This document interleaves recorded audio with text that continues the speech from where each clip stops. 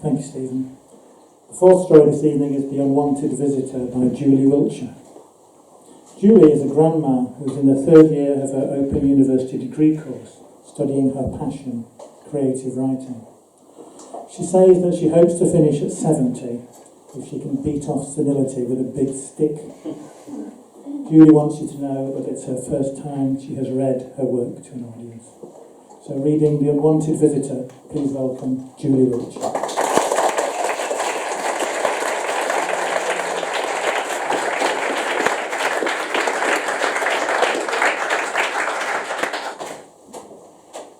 The Unwanted Visitor. The night, cold and fresh as a new dug grave, drops like a stone upon the dank earth. A rogue rain cloud stalks the darkness and whips a stagnant dull mirror in the bottom acre. It cries for the wandering soul who already has a place booked at the gates of hell. An old man stung by sorrow coughs and gobs his phlegm onto the glowing fire. It hisses and spits back at the huddled frame. He slowly picks up the iron poker and prods it menacingly with his clawed hand in retaliation of his defiance, bringing the dying flames back to life with a crackle and splutter. Fred stares blindly into the burning embers. Tormented shadows dance across the furrows of his brow and his leathered face splintered by life. His worn flat cap, greasy with age, squats on his head like a squashed toad, trying to keep his thoughts from wandering. A candle curls its vapours up into a corner of his room and drips its bronze blood over a wooden table in its cremation. Fred is very thrifty. Who needs light bulbs? The moon appears once more and fires its arrows through the gaping holes in the yellowing net curtains once hung with love, and stabs at the cracks of the cell with its fine shavings of bone.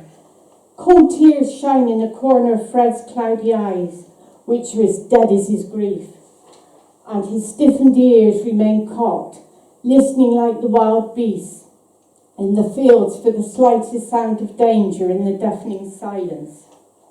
Fred sold his land to the developer who had been chasing him for many years. The fight has gone out of him and all that is left is the flight. All he wants now is to be left alone. Smoke from the candle acids his eyes. He wipes them gently with a filthy stained handkerchief found in his pocket and coughs once again through brittle cracked lips to relieve his tension. He clears his throat before wiping the dribble oozing from the corners of his mouth.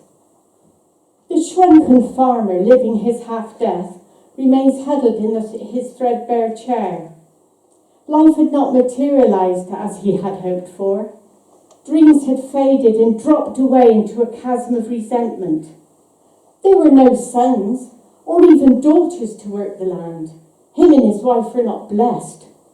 Maybe that was her problem. She was as barren as the harsh top acres. He once again tries to unpick the threads of the past and reweave them into fiction to justify all the events that had happened. A moth flutters around the candle's flame and touching its fate singes its delicate glass wings. Fred recalls the pond in the centre of his land where ducks swam and frogs croaked in their calling sight in the ever-changing face of nature. Reeds like twisted lanes held a multitude of life. It had eventually lost its fight for survival and died, and became an ugly scar, holding on to the stagnancy of its secret.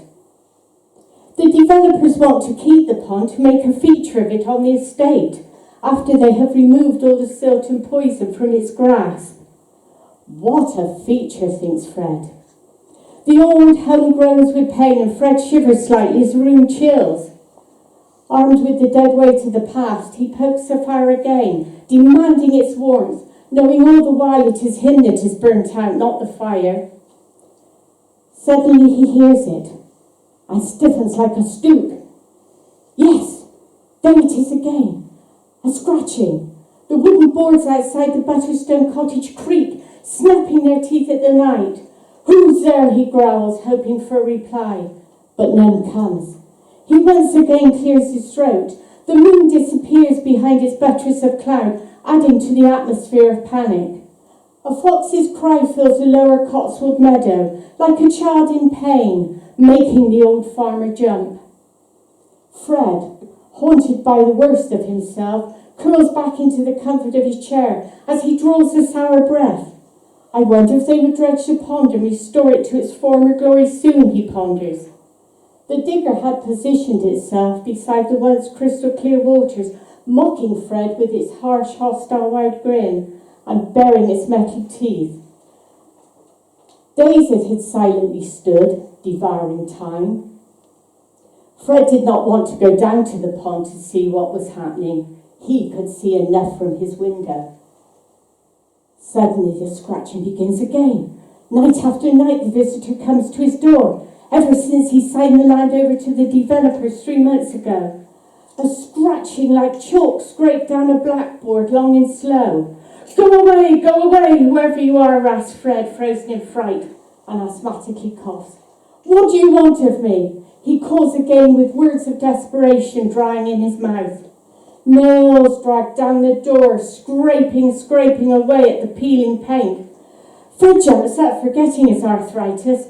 The hairs on his neck stand to attention as he shivers. He swings around and grabs the iron poker and brandishes it like a sword. Come on then, you bugger, come on! He hears a whisper. Or was it the wind? His hearing is not as sharp as it used to be. Shapes of darkness uncoil and dance across his walls and crawl across his ceiling, mocking his fear. He picks out the murmuring words. Yes, he can hear them. Fred, Fred, she calls. He has that voice imprinted on his mind. The cruel necessity of constant nagging had filled his past until he could no longer stand it in his life. And now once again that same voice had come back to haunt him. Fred, Fred, she cries again. Shut up, leave me alone, Fred shouts, calling out to the nothingness in the thick smog of his smoky room. He knew in his heart what was coming next. The latch suddenly clicks and rises, trying to crack the door alive, but the bolt holds firm. He stares down to the chip quarry-tiled floor where the old stable door locks out the evils of the night. There it was again, sliding under the door. Slowly and menacingly, the ghostly dark fingers slither towards him. The oily slit, black as blindness itself, slowly grows larger and feels its way, crawling towards Fred. The silted dark blood soaks into Fred's slippers. Enid, leave me alone. What do you want of me? A cackle fills the air and echoes around his icy space. Fred stands alone in his room where love had lost its way many years ago. He cannot open the door, for he knows he will be staring into the shrunken eyes of death. Terror takes its hold. His heavy heartbeat quickens until it beats outside of itself. Louder and louder it thumps. He draws one last painful breath and crumples onto the floor, clutching at his chest as the walls busy by damp close in and swallow him up. A shadow floats between him and the shining light of the moon and touches his ploughed forehead with its icy immortal hands. The funeral was a sombre occasion, with very few mourners attending, held between the local church's crumbling grey walls. The manager of Hillrise Homes turned up to show a fleeting respect. A few curled up ham and cheese sandwiches were laid on after the service at the Brown Bear. Mr. Edwards' mobile rings as he stands upright in the corner of the pub, clutching at old Rick. He juggles with his beer and mobile phone. Hillrise Homes, Mr. Edwards speaking. Oh, hi, George. What? What are you saying? Repeat it again. In the pond? You found what? For God's sake, George, ring the police, quick!